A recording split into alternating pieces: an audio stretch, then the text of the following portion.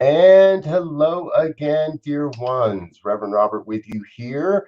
We are having a panel discussion today on the New Thought Media Network. I've got a number of guests in the green room that I'm going to bring in here in just a moment and share a little bit about each of them with you. And what I want you to know is this is really a discussion around this is all born out of the fact that I shared a meme one night in a little bit of haste that said defund the media. And that was really just not a smart idea. And in real quick conversation with a few friends, yeah, I removed that post.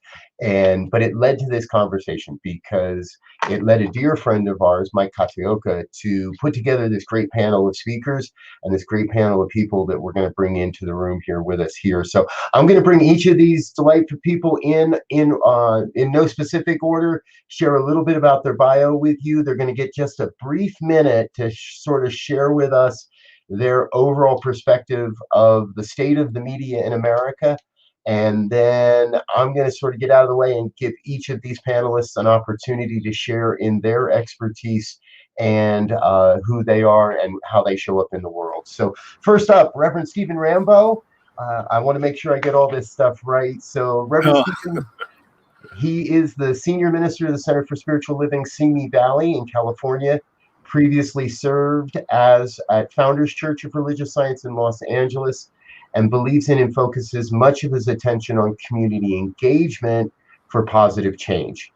Now, before becoming a CSL, Center for Spiritual Living minister, Reverend Stephen was the weathercaster and environmental reporter on KCBS TV2 in Los Angeles. He did that for over a decade. So some of you might remember his broadcasts. Now, he has earned a bachelor's degree in liberal studies and theology from Antioch University and was awarded a master's degree from the Holmes Institute in Consciousness Studies. Reverend Stephen, welcome. Glad you're here. Please say hello. Robert. Hello, everyone, and thank you. Thank you for having me on this panel. Thanks to Mike for putting it together. Yeah, and you get your first minute. Share with us just briefly, what is the state of the media in America today? The state of the media in America. Wow, that is a big question for 1 minute. The word that comes to mind right away is confused. And also in need of grabbing the narrative back on who we are. The idea that it is now called media, I get, because we've had cable, we had broadcasts, we've got online bloggers, we've got YouTube influencers, and all these different ways of bringing information to people. So it is confusing. I came from when it was the news media, and the news media has been lumped into that larger thing called media. And I think in doing so, may be losing some of its objectivity, or I don't want to say objectivity because objective is interestingly not fun, but fairness. And the fairness concept is something I would love to see come back. We have a lot of different forms of media that are as partisan and as divided as we see in our political nature, as we see in our conversation and discourse in the community, as we see in our conversation and discourse on social media. So there's some healing that needs to go on. We got some healing. We need to have a come to Jesus moment in the media. All right, there we go. Beautiful.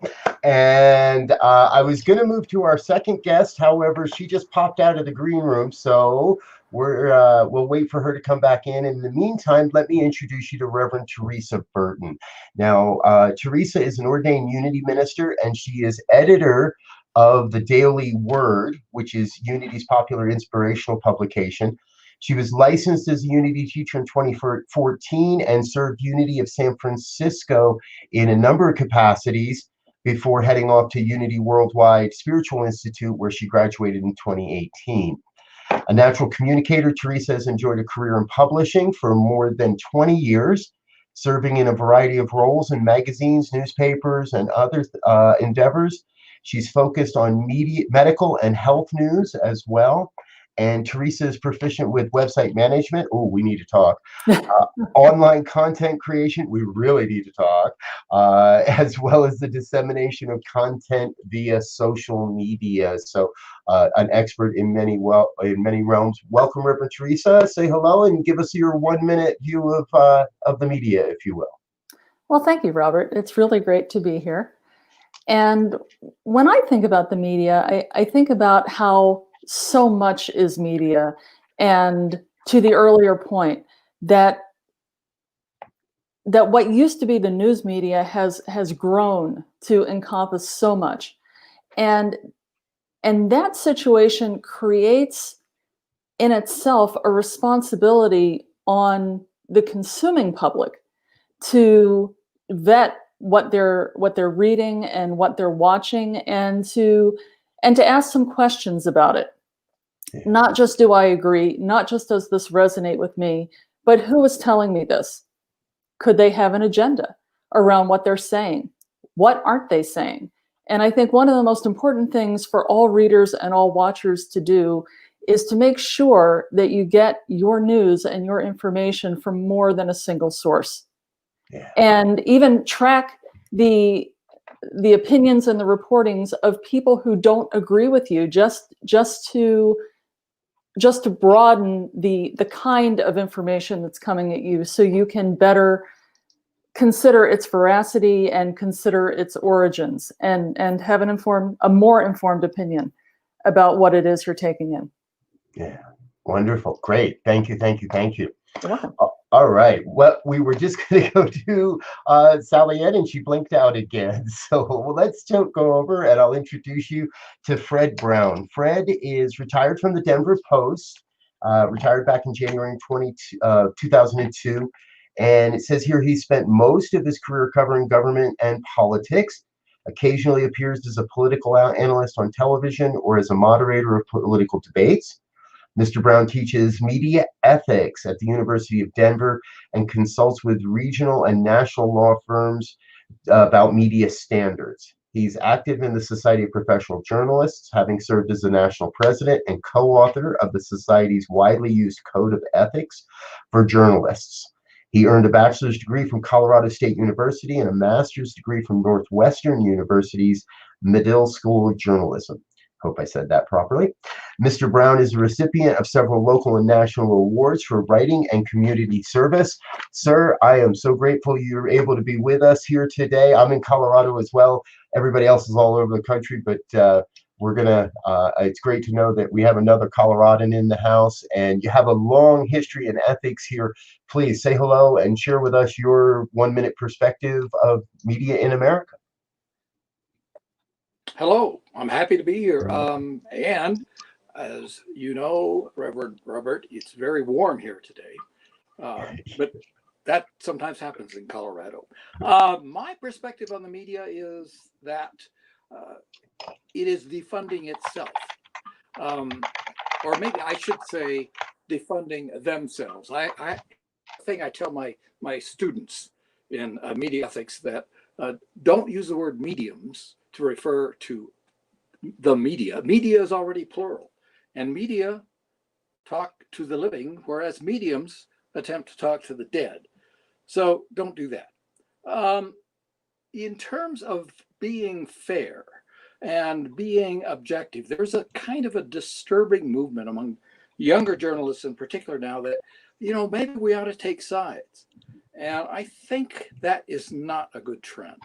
The media, or at least the media that attempt to appeal to the masses, or to provide a perspective that most people can agree on, should attempt to be as impartial as possible. Advocacy journalism is one thing. I used to be a columnist. I was an editorial writer. But even then, I was always driven by the principle that journalism should be fair and not ignore things that are part of the conversation. Even if you don't agree with people, you need to listen to them. That's another thing I tell my students is if you are talking only to people who are like you, you're not getting the full picture. I'd also like to see a little more education in the public about how it is important to get a variety of sources and not just look for affirmation, but look for information. And I guess that's about it. Yeah, thank you. I love that one. Don't look just for affirmation, but look for information. Thank you, Fred. We're going to come back to you in just a moment here. And it looks like Sally Ann is with us. And Sally, I so apologize. I forgot to clarify the pronunciation of your last name. Is it Maz? Moss. Uh-huh. Okay, good. So Sally Ann Moss is a retired journalist. She's worked as a writer, lifestyle featurist, editor, and assistant managing editor during her 28 years at the Press Enterprise newspaper in Riverside, California. She's done stints in Oshkosh, Wisconsin, and Birmingham, New York. As a news executive, she studies social trends and heads the Press Enterprise's award-winning year-long examination of race relations with community groups in concert with a national foundation. Sally Ann has been active with the Society of Professional Journalists, Women in Communication, and the Twin Cities Press Club. She earned a bachelor's degree from the University of Wisconsin-Whitewater, where she majored in journalism and minored in American Studies. Sally Ann, thank you so much for being with us here today. So we're gonna keep a strong, stable signal with your internet so that you're able to stay with us here. And please share with us your 1-minute perspective of media in America today. Hi, thank you for including me in this conversation. Mr. Brown said a lot of what I've been thinking about the topic. Media is very broad. Our bloggers media, journalists have a constitutional responsibility to be watchdogs of government. I don't think the public today has most of them have no clue at all on why we do what we do. Why are we not on the bandwagon? Once civics was lost in public education, people don't understand. It's become a blur. So media is a term that is so inclusive of almost everyone with an opinion.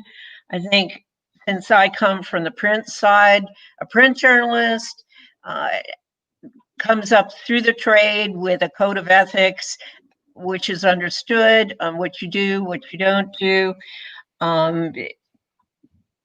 That's media has become so blurred, and this is where opinions have colored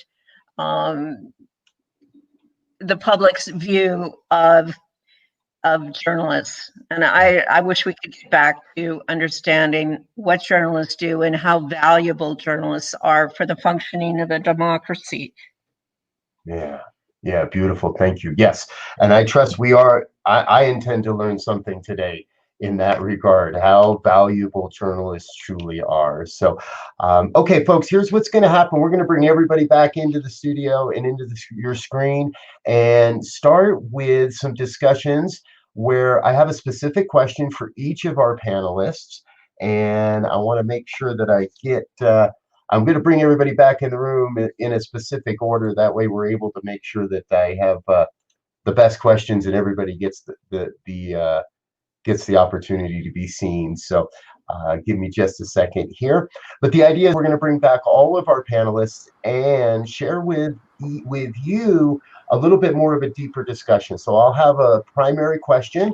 We'll have a primary, one of our panelists responding to that, but all panelists will be available to actually be part of the discussion. So first up today, let me come over here. Yes. So our first question is for Fred. And Fred, what we've got here is, as I was listening and as I was listening to what you were sharing with us, I think the biggest thing is we understand that there's a code of ethics. And I'd love for you to speak with us about that code of ethics, help us understand that a little bit more. The main question I have for you is, what are the key elements of that code? And how well do you think the mainstream media, today's media outlets are doing? Oh, and we lost Fred. Okay. Well, then we're going to go through another question here. The beauty of working 2 or 3 screens at the same time. Actually, here comes Fred. He's coming back. So why don't we give him a half a second here? And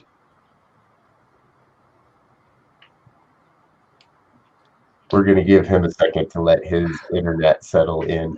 I love working live. Always a great thing. So why don't we go to Steve? Let's go to Reverend Stephen then. So Stephen, you were a television weatherman, environmental reporter for many, many years.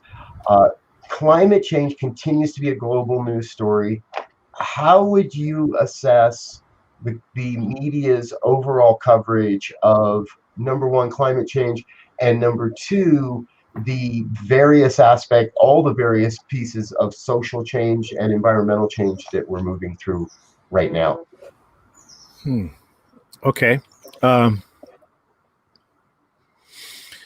Climate change is one of those areas that actually gets, in my opinion, gets some pretty good coverage. I think part of that has to do with a preponderance of agreement around the nature of the importance of climate change and how valuable it is that we all pay attention to it. I think it's taking center stage, as Fred and you just talked about. It's a warm day in Colorado. We're seeing what feels like meteorological evidence of a climatological change taking place, meteorology being the day-to-day weather, climate the long-term effect of weather in a particular area. And so we're seeing the two come together where the news of climate change seems to be showing up in the daily forecast. So as a result of that, it's present, and it's, I don't want to say an easy story to cover, but a simpler story to cover because there tends to be more agreement around it. For the broadcast media, it creates great pictures. And of course, television media and print media gets a boost whenever there's a good visual to go along with it. So those things combine to create a narrative that's somewhat easier to tell. Of course, we have the folks that are climate change naysayers, and we have a cadre of scientists who are working diligently to say that the bulk of scientists are wrong about it. And that's a voice that needs to be heard as well, because it makes that bulk of scientists who are in agreement, hopefully if they are good and practicing scientists, to reevaluate their assessments and to reevaluate their evaluations so they can stay on board with the latest developments that are taking place. So it's always good to have that fringe or that diverse or that opposite view covered. We're getting some of that. The challenge is, back to the earlier question we talked about, there is an appearance of a lot of advocacy journalism taking place where the different media conglomerates, the different stations that present a particular slant or a view will take the slant or view of their supporting scientific element. And so that creates a problem for people who are not doing what Teresa was recommending, and that is vetting their viewing and having a wide scope of viewing. Regardless of my political persuasion, I watch CNN, MSNBC, Fox, and every other kind of media outlet that I can, even though sometimes I might want to throw something at a TV set because of what they say. It's important that I know what they're saying. And so it's important that we know what all people are saying on both sides of these climate issues. As a result of that earlier thing I was saying about the visuals, the social changes taking place in our culture are being augmented and enhanced and sped up by the availability of pictures. What made a difference for George Floyd, what made a difference, and this is something that someone said recently, and I hadn't thought about it. I went back and looked at it. Why was that video so impacting? We've seen other videos of police injustice. Why was that one so impactful? Because that police officer was looking right into the camera. We weren't seeing it third body from a body cam with a view this way at it. We weren't seeing it from over here and the cops over there in the back of his head. We were seeing that police officer looking right into the lens for that 8 minutes and 46 seconds. That shifted, that made it personal. And so the image, the availability of the image to shift conversation is powerful when it comes to the social concerns that are taking place today, even when it's about the anger that is being displayed through violent activity, all of those. I'm going to take a pause while nature's buzzing goes on. But I think that's basically my response to those two questions. I'm going to mute myself here until you talk to me again. But you're muted. Yes, thank you, Stephen. Panelists, anyone like to add to that, to what Stephen was sharing there? I think we've got an idea there, though. So thank you. And I was going to go back to Fred and do the ethics piece, and he blinked out again. However, he's blinking back in again. Definitely having a little bit of a revolving door working in our program today. So here's Fred now. One of the things I'm going to do real quick is bring Fred up into the main stage. And Fred, the question we have for you is, you're an expert in the ethics aspect of this. You're going to share a little bit with us about the code of ethics. But what I'm really interested in is how is mainstream media doing from your perspective when it comes to adhering to that ethical code? At the end of your question. Hello. Okay. Yep, we got you, Fred. Seems like we got a look. It sounds like you might not have heard the question, so let me restate it for you. Please share with us a little bit more about. I'm not getting anything right now. Can you hear me? Yes, we can hear you. Do you have us? All right. I love the world today. I do. Yes, Fred, we've got you. Let's see if I can get him on full screen.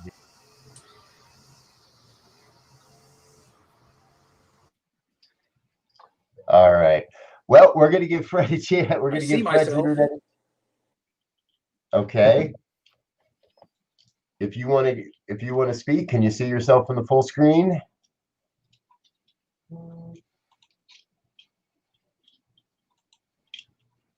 All righty.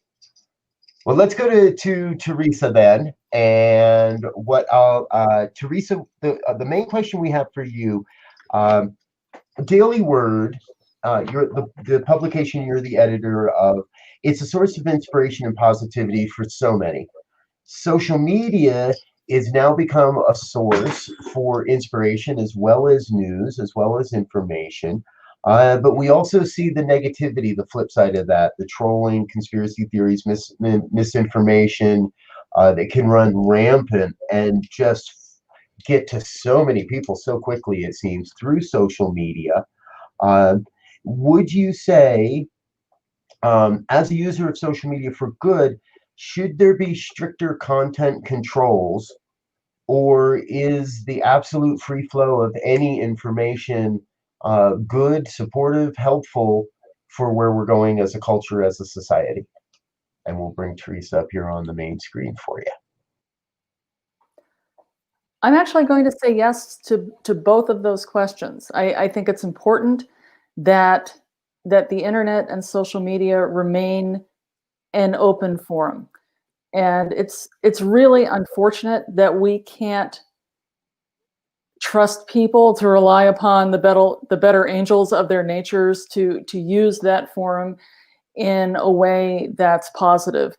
I think it goes a long way toward having policies around keeping conversations and perspectives constructive. That doesn't mean that there's not room for disagreement or room for dissent.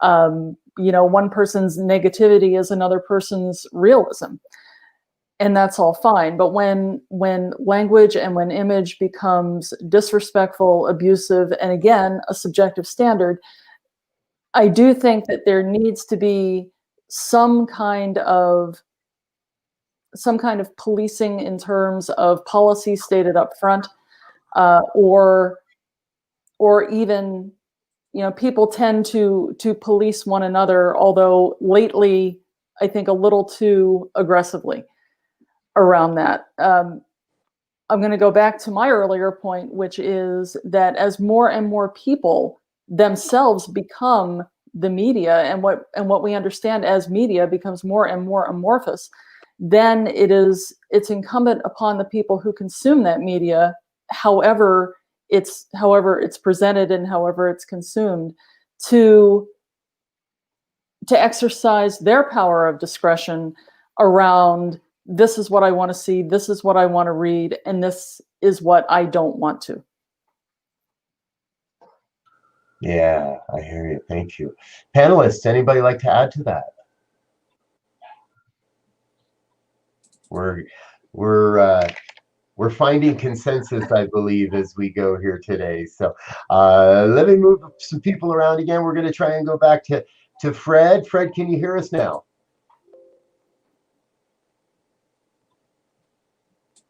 And we do have an image for Fred,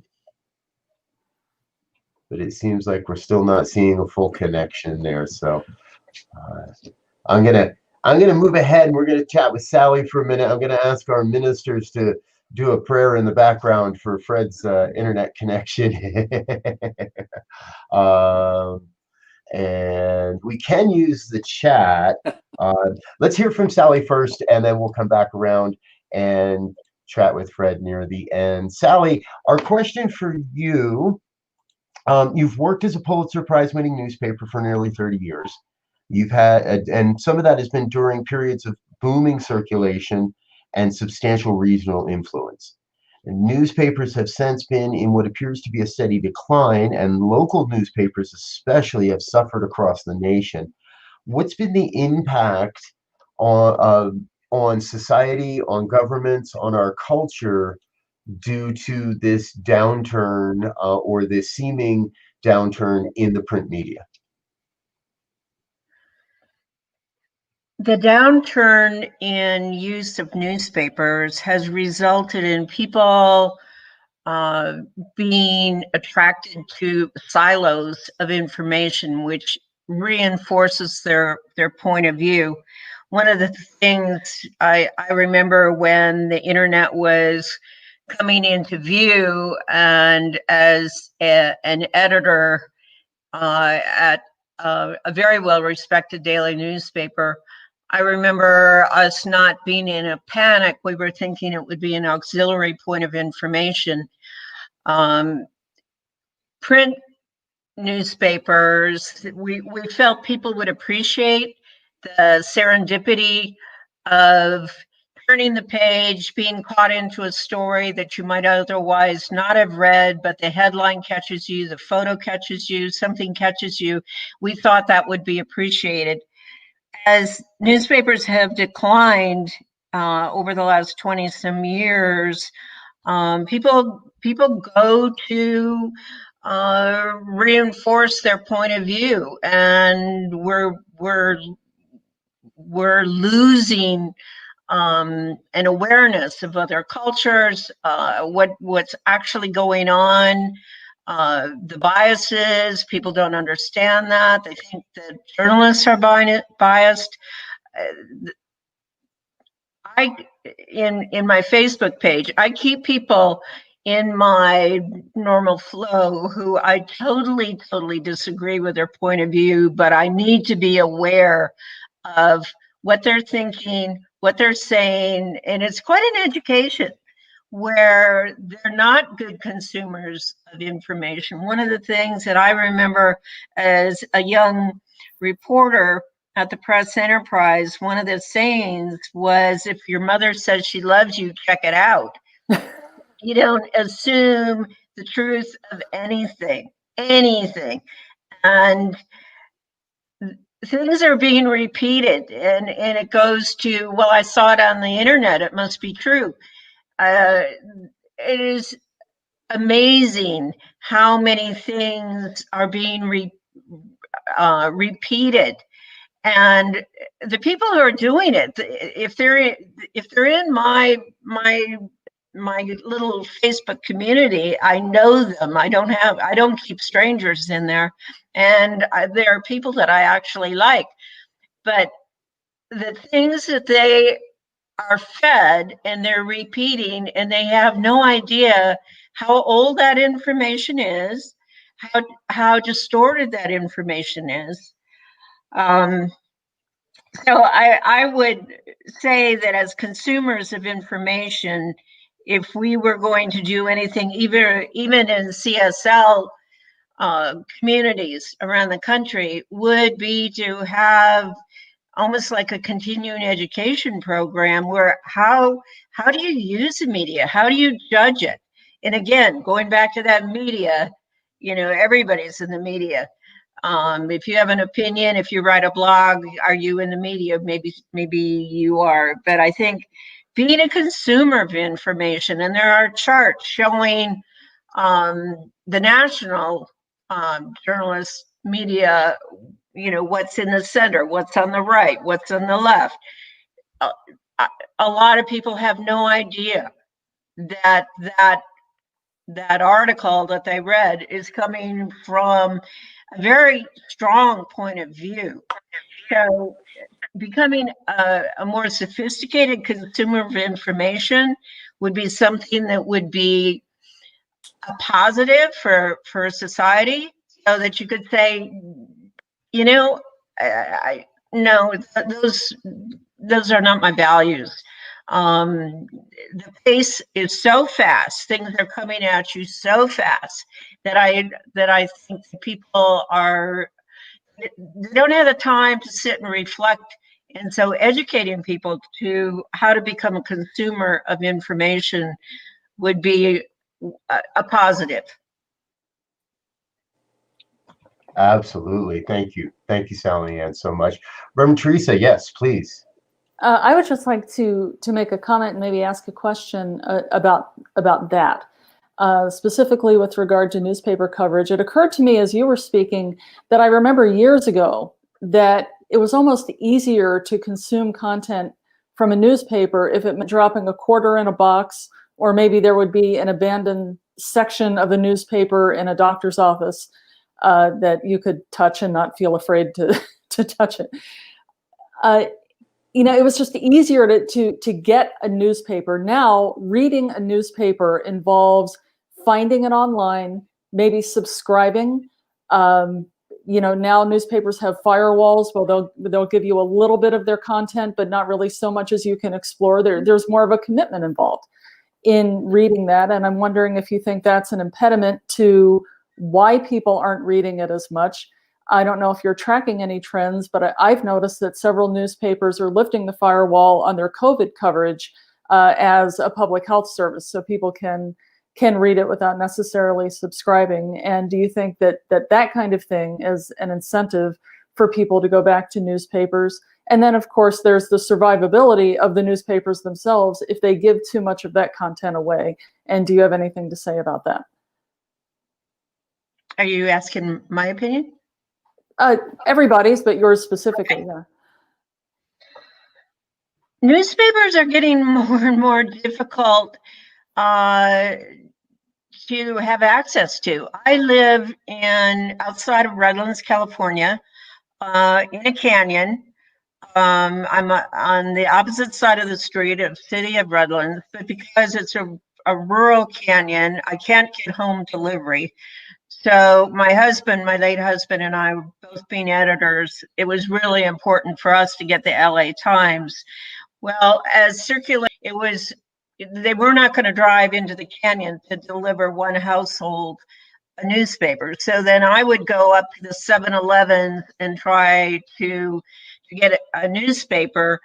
If I didn't get there by a certain time, their 15 copies were gone.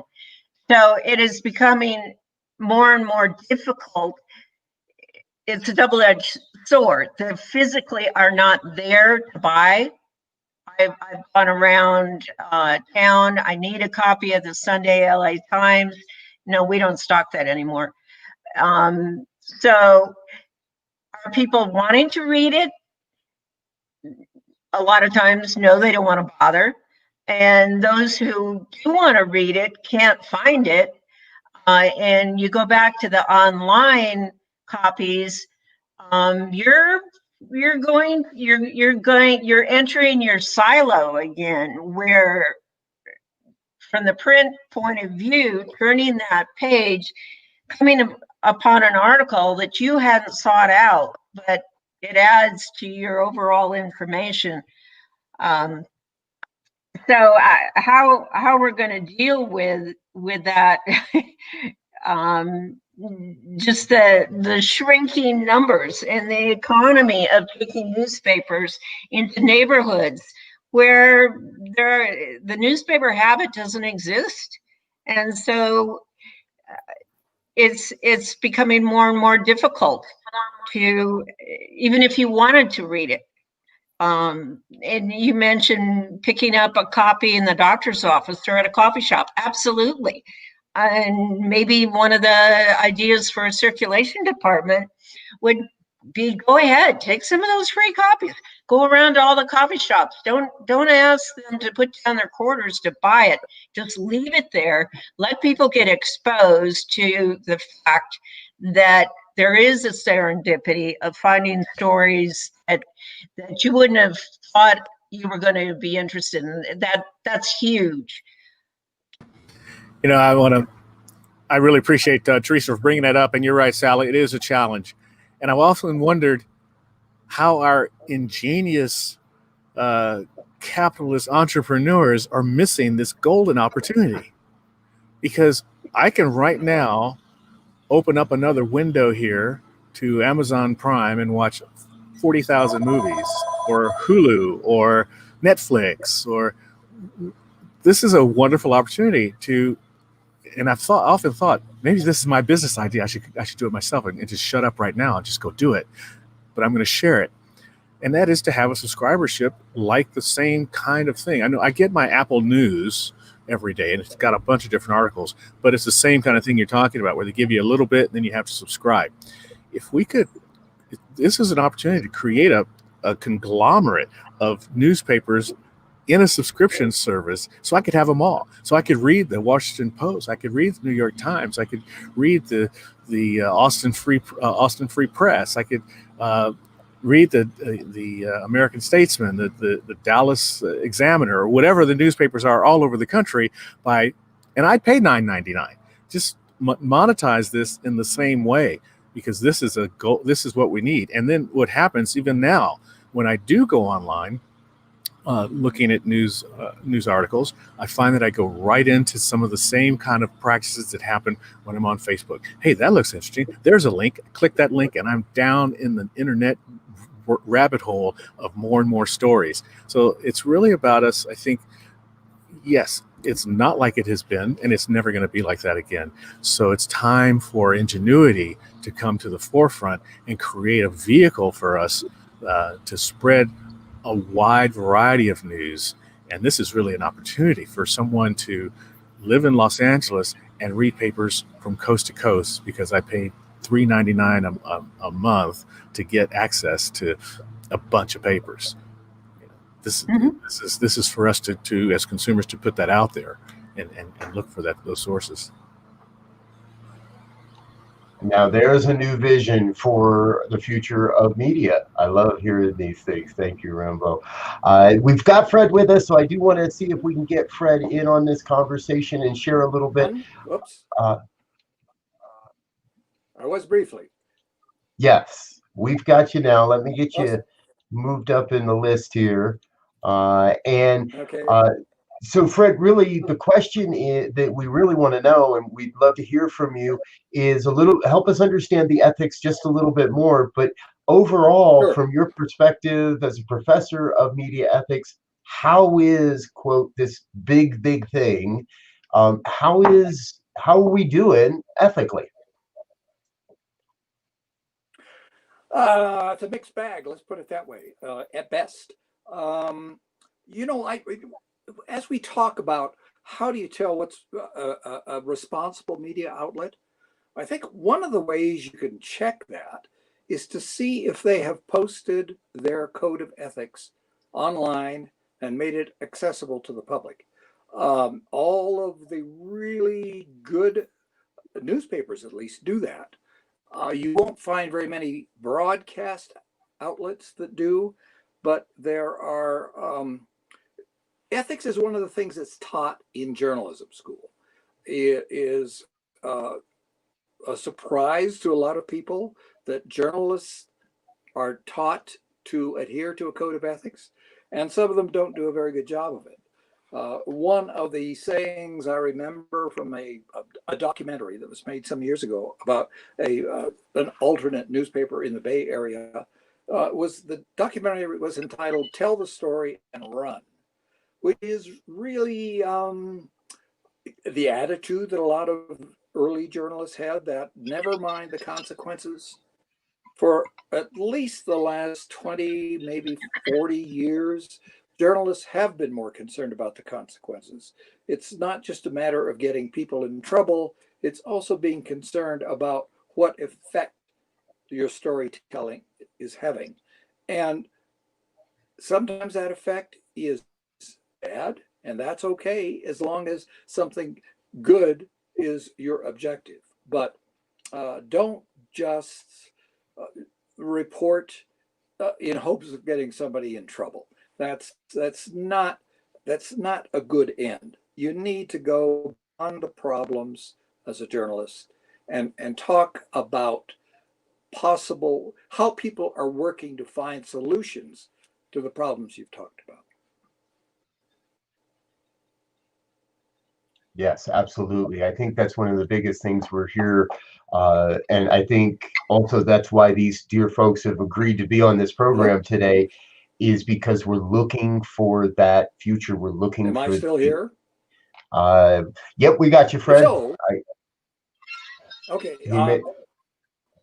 In case this breaks down again, which is somehow I don't mind in or what, but I would recommend people going to spj.org to look at, which is sort of a standard on which a lot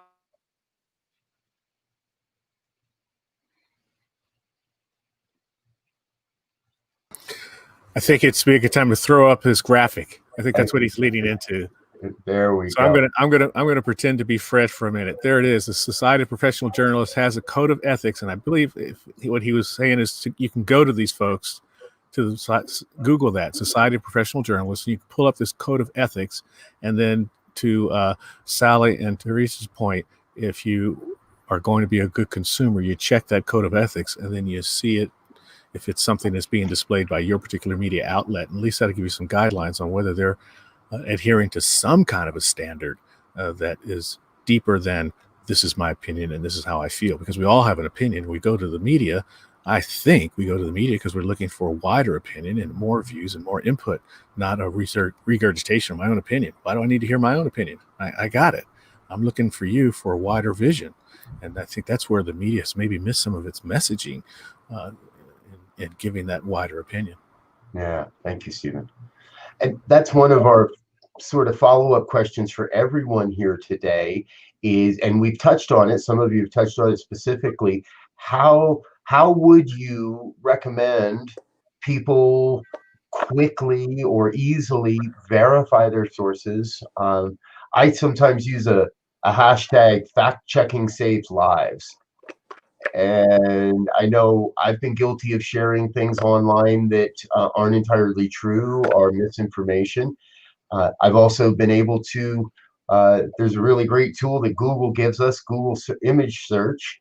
And there's been things where I've been able to, within 30 or 40 seconds, figure out that this isn't entirely true, that there's more than one story here. What are the best ways? What are the tools? How do each of you suggest people make that step into verifying, fact checking? What are your go-to tools? Who wants to jump in?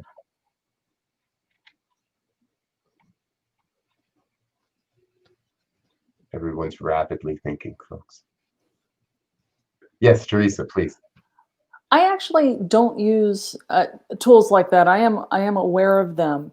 I read with a kind of cynicism, and when I see things like according to sources, or someone has said, or something that does not contain a direct attribution and cannot be followed up, because if it could be, it would be. And then I wonder, well, why Why isn't someone directly being quoted? Why don't I know who that person is, where they work, how they came about the information? And then if I don't see that, then I am going to be far more dubious about what that article or what that story is telling me. And I'm also going to take that kind of skepticism with me if I read anything else from that outlet or from that reporter. And I'm going to wonder, what's going on here, and why don't they know? And why are they reporting on a story that might be a story in a few days or in a week, but right now is a little half-baked? To use an example of that, there's a lot of interest, I think, on both sides, or on all sides politically, about the Democratic candidate's running mate. And I see coverage online and in newspapers every day about, the decision is coming, it's imminent, etc. But there's no news yet. No announcement has been made, no decision has been made, and it's opinion, it's conjecture, it's a lot of things. But there's really no story, except that there's going to be a story. And that's what they keep reporting over and over again. Right. So, I mean, I just read with a cynical and critical eye. Yeah. Excuse me. Well said. A lot of folks don't recognize it that Ruiz wrote a new book. It's not new anymore. A fifth agreement. We're very well aware of the 4 agreements. There's a fifth agreement, and the fifth agreement is be skeptical, and that's exactly it. And don't be afraid to be skeptical. And for my own stuff, I do what Teresa just mentioned, but I also am very careful when I see universal qualifiers. The only, all said this. Those kind of things. There's no the and all in any of these earth-based stories. There's going to be sides and degrees. So, the critical eye, and also trusting ourselves. When I'm reading, and being careful in my reading, there's something inside me that goes like, wait a minute here. And what makes that happen for me is the wider scope, the wider net that I've cast upon what I look at.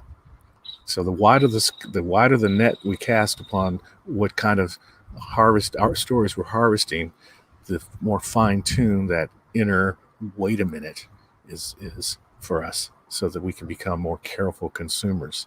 I think of the media just the way you think of picking out a good melon at the grocery store.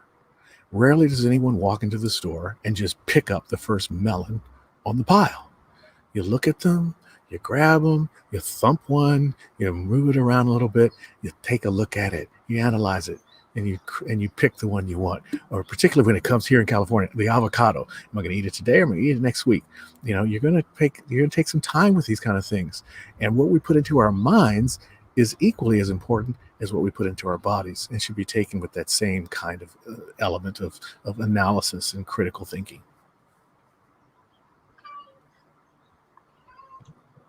Absolutely. Thank you. Sally, any thoughts to add on this one? Well, the people in this conversation are already good consumers of news and information. I think in the intensely polarized atmosphere that we're dealing with right now, there's a good percentage of people who really want to have their biases affirmed. They're not interested in taking a second look at the source of the information. They'll glom on to something that affirms their bias. As I said, I keep people in my Facebook feed that it's astonishing. They will pick up old information, not even look at how old this is. It was proven false, but they'll repeat it. One of the things that I think people need to become aware of is the opportunity graphically to steal the equivalent of a letterhead People who think, well, I should fact check it. Well, you've got to be able to believe that fact checker is actually telling the truth. Legit, yeah. And that, even that has shifted. A number of years ago, I got an email that had a Chase letterhead on it, and it said something about I needed to affirm my checking account because somebody had stolen it, and you need to plug in your numbers right away to protect your money. Well, it was early in the morning. I hadn't had my cup of coffee, and it was like, oh my goodness, I need to do that. And boom, boom, boom. And then it was like the light bulb came on, and it's like, what did I do? I called Chase right away and reported it. And sure enough, that Chase letterhead, it was false. It was authentic looking, but this is something that people need to be aware of. Even the fact checking websites. Can you trust them? And I think this is one of the very sad things about the culture we're living in right now. Is sources are suspect, and it's not. It goes along with fake news, but it's who do you trust? Can you trust the courts? Can you trust Congress? Can you trust people in public office? We're living in an age of cynicism and knowing anything that it's just you want to go into your little cocoon with your friends and your family that you know and trust, because it's everywhere, and the internet makes it even more available to spew distortion, and people have X amount of time to double check, and a lot of people wouldn't even think that they need to double check. Well, is that really true? We're in a fast-paced society, and we're in a society, in a global society right now that is being hit from all sides with challenges, existential challenge.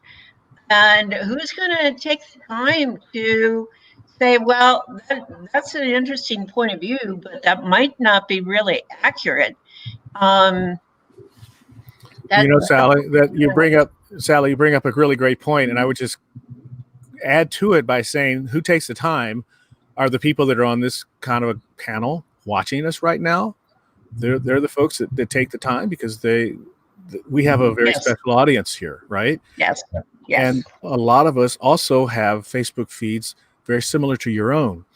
And what I find is that, yes, there are folks that are just completely glammed into their own perspective and want to live that propaganda and feed it and stick with it. And there are a number of people who, because of the value and the breadth and the scope of social media, who come on and are on the fence about it and are looking at those feeds and going and get trapped by that old information or get trapped by that image, and they're sucked into it and they watch it and they're thinking, wow, this is, and then along comes Sally, or along comes Robert, along comes Teresa, and they make a comment to the old unchecked fact information that's supposedly showing up as real, makes a comment that makes that one person go, really? Wow, look, that's an interesting perspective. Let me check that out. So we are in our own little way influencers.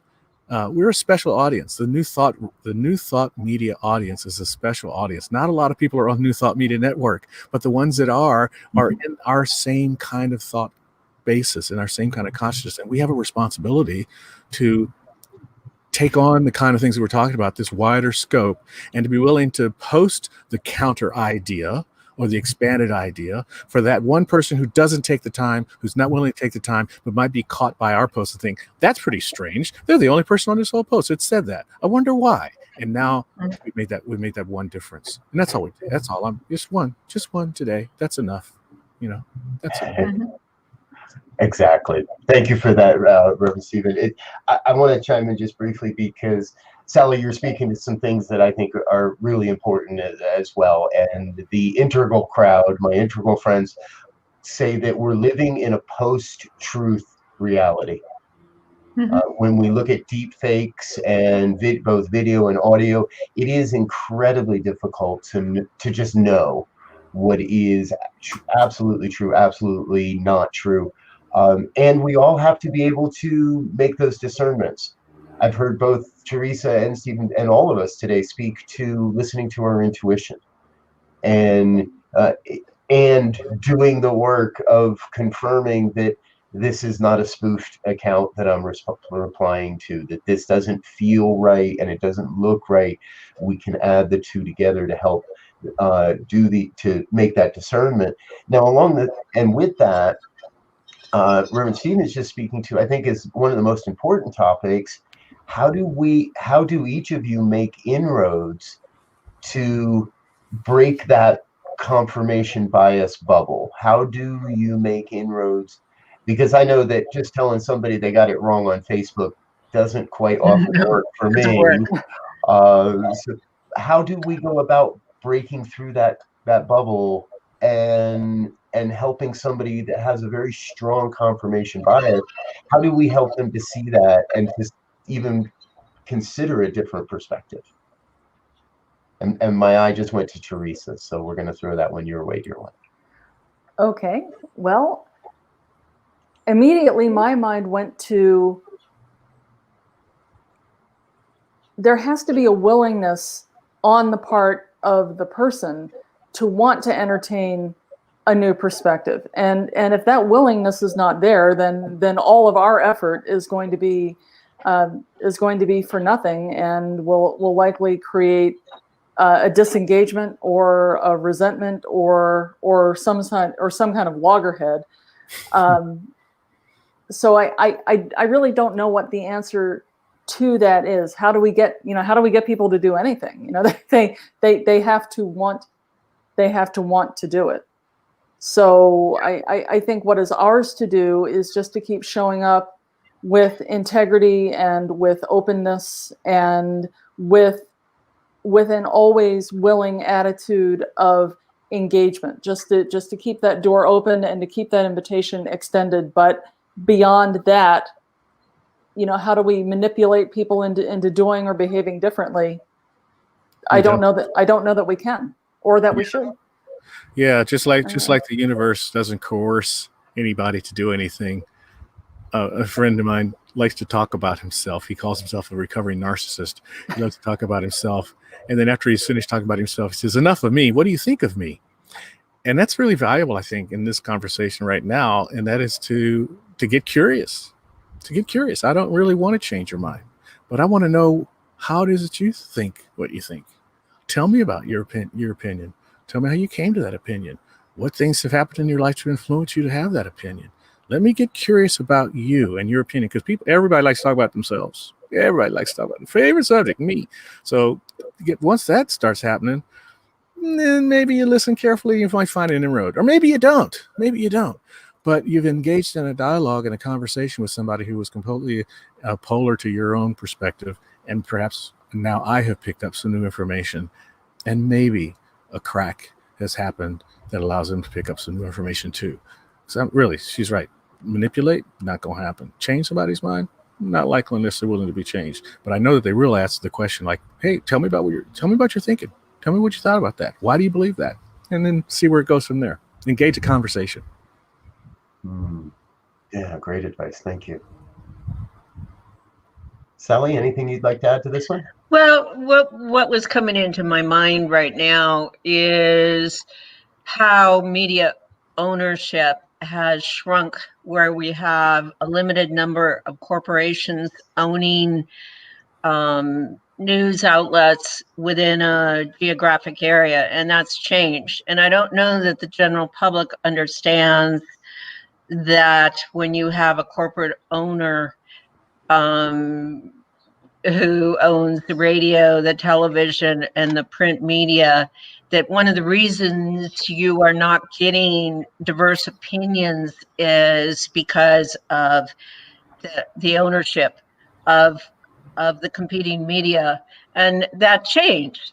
There was a rule that a corporate owner could only control X number within a certain geographic area. So the consumer of information has no idea, even if they think that they are proactive on getting information, because they're listening to the radio on their way into LA. They might pick up a print newspaper a couple times a week. They're definitely on the internet. They're getting this. There's the background or the context of information, and I keep coming back to, I was thinking in the last couple of days, and the loss of the World Affairs Council, which used to be very active in Riverside, because it is a UC community. And so the World Affairs Council meetings, they bring in speakers from all over the country. The music room at the Mission Inn would be packed. We had the Tim Hayes annual newspaper lecture in one of the biggest auditoriums at UCR. The room would be packed. People were really hungry, and I believe that is a constant. I'm gonna go out on a limb and say that I think people would, even the people that we think have a bias that we can't agree with, I'm going to say I would like to think that, given the opportunity to be educated, to be informed, to be enlightened, I think they'd go for it. I think that the situation of limited ownership of what should be competing media, it's not there. And the bloggers and the opinionators on the internet, it all becomes a big blur and all confusing. But I think in times of crisis, I know, historically in the last number of years, certainly since the Iraq War, newspaper circulation would surge. People want to know. I think that if we did I'm going to go back to the idea of local centers. Start there. Start local. Start small. Educate consumers, and I think they could be talking to their friends, their family. At Thanksgiving, say, we had the most interesting panel discussion. A room of how do we reach the opinions that we have, because we're bombarded with it, and how. In a center, a CSL center, a new thought center, you're going to have people who have shared values, so you're not going to have a lot of conflict. But I think the problems are so immense, so pervasive, that we need to start small, start making some small steps, and teaching people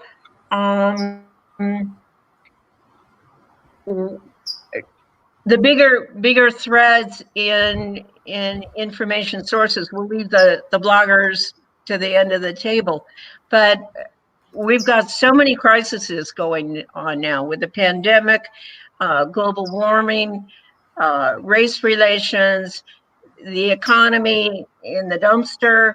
We're hit with a historic tsunami of things, and I think, even if we can't physically meet together, maybe having the equivalent of what those World Affairs lectures, what the Press Enterprise Tim Hayes lectures were, and maybe half dozen people are there, but start enlightening, sharing.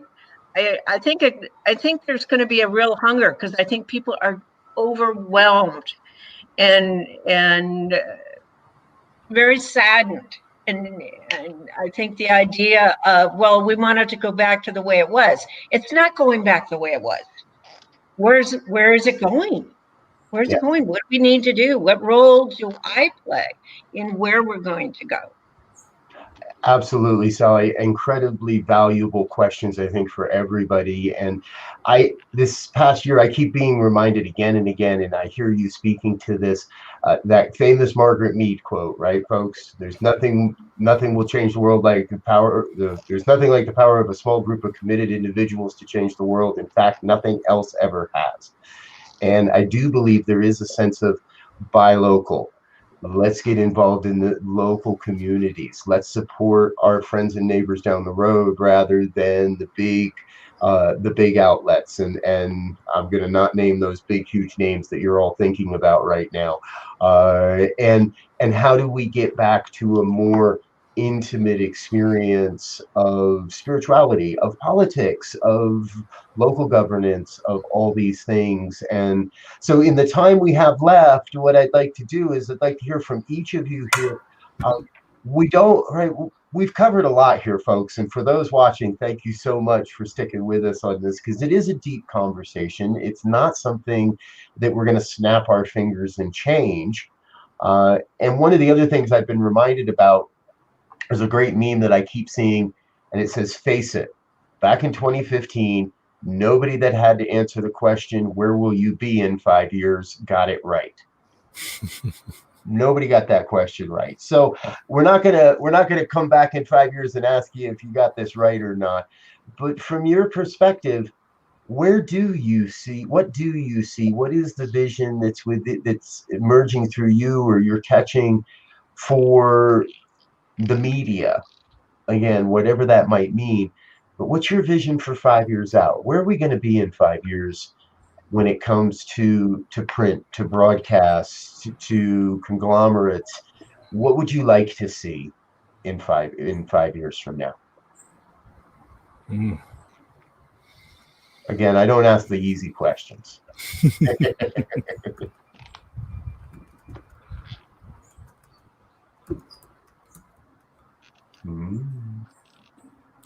Everybody's contemplating. That's an easy one. You know, Moore's law. Is that the one? Moore's law, the one that talks about how things expand quickly technologically. I mean, that's going to make it. That makes this question very hard to answer. But it's my intuitive feeling is that there will be more separation, more division, more specialization going on, just because the market seems to love that right now. But it's going to be an appearance of that, because in truth, it's going to be marketed by a smaller group. I mean, right now, what do we have? The Facebook world. So I think they're Instagram and Twitter too, and YouTube, and I mean, all, you know, it's so hard to see who owns the variety that's out there. You look at it's octopus, right? There's one head and many tentacles. So I think that's going to continue to give us the appearance of a lot of choices, but in fact, there's not going to be that many choices. So that's the skeptic's view. The optimist out here in me says that we shall find our way, because we're such adaptable creatures. We'll find our way. Yeah, wonderful. Thank you. I have a similar kind of fractured view too. I have my realist view of, you know, in 5 years, will we be dealing with more of the same, more fractiousness, more division, more disagreement, more silos, or will we move in another direction? And I don't know that we will see this, but what I would like to see is that more people will take a kind of responsibility around what it means to be part of the media. And even though people who are posting online and posting on social media are not members of the professional press necessarily, they are providing content. They're not just content consumers anymore. Anybody can be a content creator and a content disseminator. And we have that freedom. But with all freedoms, there comes responsibility. And we'll begin to right some of the wrongs that we're dealing with now once we realize that and begin assuming that responsibility around carefully reading and carefully evaluating what it is that we're taking in and sharing. We had the luxury for decades to not have to do that.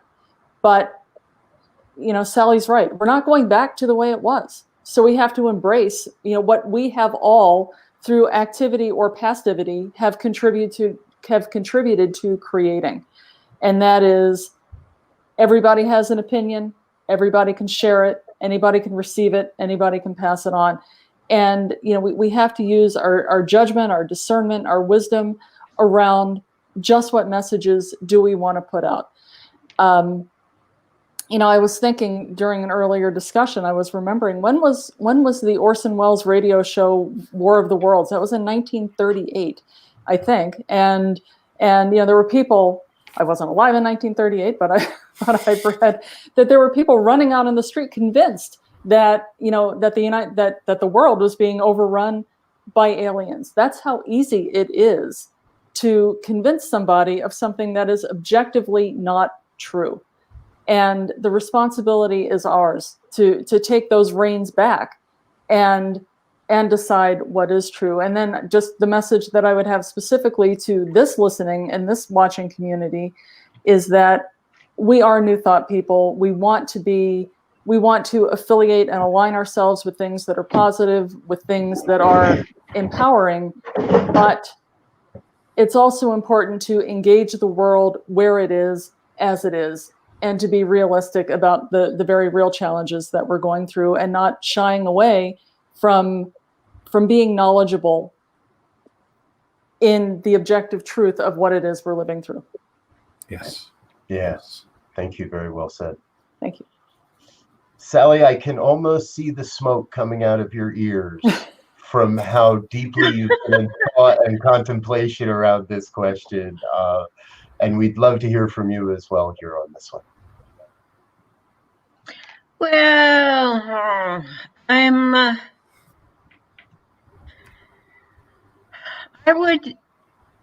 I think the discourse is so convoluted, so lacking in direction. I think it's going to have to get quite a bit worse before it gets better. I listened to Carolyn Myss. I listened to Marianne Williamson. I mentioned it to some casual friends. Carolyn Myss, no, I never heard of her. I don't know who they is. Yeah. You know, I think we're headed into some really hard times. And I guess, you know, I'm sort of struggling with what you think about, you bring about. And that's been a struggle, because the realist in me knows that until enough people are hurting, and asking the tough questions, who are we going to be as a society? We're in a global community. We have global problems. We have to solve them together. We can't pull the covers up over our head and sing la la la. It's very difficult to be so this is all going to be better soon. I don't think it will. I am in a rebuilding of my house following a fire. And so I'm on Pinterest a lot. I'm on Facebook, you know, pages a lot on design and color and whatnot. And I'm very aware of the turmoil, and yet 500 people can come in to a discussion on what color should I paint my pantry door. And it's, you know, and we got a long way to go before there's enough people who are asking the questions on what kind of society is this going to be? You know, where are we going to go? The Pollyanna discourse on we can make it better easily. I'm not hearing it. There's a book on, I wish I had written it down so I could mention the author's name, but is something like 21 Truths of the 21st Century. And even in the run up to the Democratic through the primaries, I think Andrew Yang was one of the few that actually was talking about things that are really real. There are jobs, they're gone. They shouldn't have gone overseas, but they did, and that's what we're dealing with. There are, what are we really going to be dealing with in the 21st century? Again, I would love to have on the very local scale discussions on this, and it's just throwing the questions out, not even pretending to throw the answers out. Throw the questions out. I think that's what we need to be doing as an aware individual. What the idea of the employment and Yang's thing, and there are people who are not going to find a job anymore because the computer is doing that job. But what are we going to do? I mean, there are things that are in play in Western Europe, and a lot of people have no idea. They haven't traveled. They don't know. And the word socialist, and they're freaking out, and well, that means they're communist and the country's lost. It goes back to information, and I would like to see information and I keep repeating myself in center. Start there. Yes, you're dealing with people with similar values, probably similar education, but that can spread. It can ooze out into the community because we got some tough times ahead. This is unprecedented what we're all dealing with. Yeah, thank you, Sally. Absolutely. Enough smoke. And, folks, Get that woman a fire extinguisher.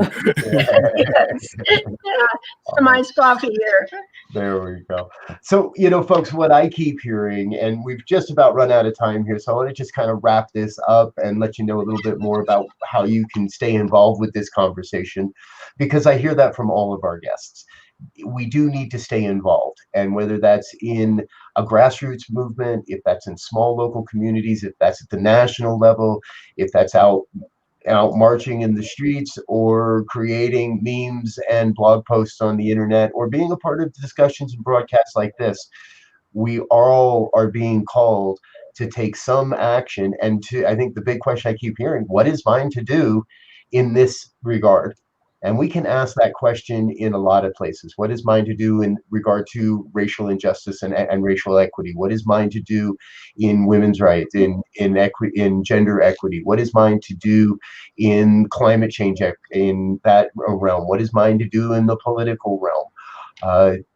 I want to share just briefly, because it's in our name, New Thought Media Network. We do have a vision. We're continually expanding and looking and working towards creating that vision of a media network that is inspiring, that is uplifting, that is impartial and willing to have the deeper conversations, but not willing to fall on the side of fear, not willing to land on the side of division or separation, but to maintain the vision of unity and oneness. And we're doing it. There is a small group of committed individuals that are dedicated to changing the world as we know it through our media efforts, through what we're doing here. And so I do want to say thank you for being with us. I do want to invite you to go ahead and click on the link. Where'd the link go? Shemaine, you're out there. I know you're listening. If you wouldn't mind posting the link to our donation page for us again, so everybody in the stream can see it. We are a 501c3 ministry. We are here to create a positive media network on the planet. We intend to be bigger than any media network you've ever known, and that's and we want to do that in service to the New Thought message, into sharing that message. So let's make sure we get you the correct link here. Luckily, I know this one by heart. So If you're so inclined, please drop a donation in that bucket. Help us to bring more and more experiences like this. So I want to start by saying a big, huge thank you to Fred Brown. Fred, we're so sorry that whatever is going on in the internet, in the World Wide Web, and the technology today, it just doesn't seem to work. What I'm going to do is I'm going to reach out to Fred, see maybe we can have him back for a shorter private discussion to help him share some of what we didn't get to hear today. But Stephen, Teresa, Sally, thank you all so very much. I know we covered a lot of ground, and I'd like to go around the room just one more time and give you a chance for some final thoughts, and how can people stay in touch with you? So let's start with Sally. Are you starting with me? I'm sorry. Yes. Any final thoughts, and how do people Any stay? final thoughts? I am encouraging everyone who has a New Thought community to start there, start throwing some of these ideas around, getting people engaged. I think that discussion itself will light a lot of fires, and everybody who's involved in a New Thought community has multiple communities that they're part of, and it'll just spread in an organic way. That's what I think needs to happen. And if it's online for now, then so be it. But get going on it. Having some of these conversations, just a lot of the points that we've been talking about in the last hour, I think would be great. And I think people would appreciate it. I think they're hungry for it. I think there's a lot of confusion, and just giving people the opportunity to ask some questions or have some things to reflect on would be very positive. Wonderful. Great. Thank you. Stephen. Well, I want to thank Teresa and Sally Ann and Fred and you, Robert, and also Mike for pulling this together. It's been a wonderful opportunity to just hear some like minds and to spread a message that I think is really powerful. In my closing thought, I think I would just say, let's just be curious. That's the one. To just be curious. Stretch out. As Sally was saying, we're in a wonderful position with our New Thought communities. I work with a lot of interfaith groups. I think interfaith is the way to go to spread our message, not to spread our message, but to expand and hear other messages. And we're positioned for that because we have a new thought, a new idea. And that new idea includes hearing other people's ideas. I think we can do that. That's the beginning. Curiosity and expansion. That's my closing thoughts. Wonderful. Thank you, sir. Thank you. And Teresa, dear one. Okay, and I would like to say a big thank you for extending the invitation. It's been my pleasure to be a part of this group and to meet everyone and hear their perspectives and opinions and share them and mine. I would just like to say, you know, we are New Thought people. You know, we believe in the power that is in all people, that is within us, and you know, so we should stay grounded in that, in the truth of us and in the truth of one another, and take that into a space of being willing to engage the difficult and uncomfortable questions, and just be willing to stay there and be there and just participate in those conversations. I think it's going to contribute to a healing that our societies, our communities, and our world just desperately needs. I can be found on dailyword.org, which is also part of unity.org. And if anyone wants to reach out to me personally, I am on LinkedIn. I am not particularly active on Facebook, but you can find me through Daily Word, and I would be happy to hear from anyone who would like to reach out to me. Great, thank you. And we'll make sure there are links that we add to the show notes for this after the episode, folks. Or if you're listening to this at a later time, those links will be in the description. We'll put those together after the episode. I've also dropped an email address into the comments, info@newthoughtmedia.org. If you have any suggestions for future programming, things you'd like to see, things you'd like to share with any of our panelists today or with our staff and our ministry, please don't hesitate. Drop an email or drop a note to us at info@ntmedia. You're also, please check out our Facebook group and our Facebook page. Just search New Thought Radio and Media Network on Facebook. We'll pop right up there and interact with us there. Again, another big, huge thank you to our panelists today, Reverend Stephen, Reverend Teresa, Sally Ann, Fred Brown, who is, I trust, watching this somewhere else, and for the man behind the scenes who came up with the idea, held me accountable to my errant meme posting, and made sure all of this came together. Big, huge thanks to Mike Kataoka. I know you're listening in the background there, so thank you so much for being with us. That's about all we've got time for today, folks. We're going to drop in to let me get this going. Until next time, please come and visit us again here on the New Thought Media Network. And until next time, peace and blessings. Go forth and be love.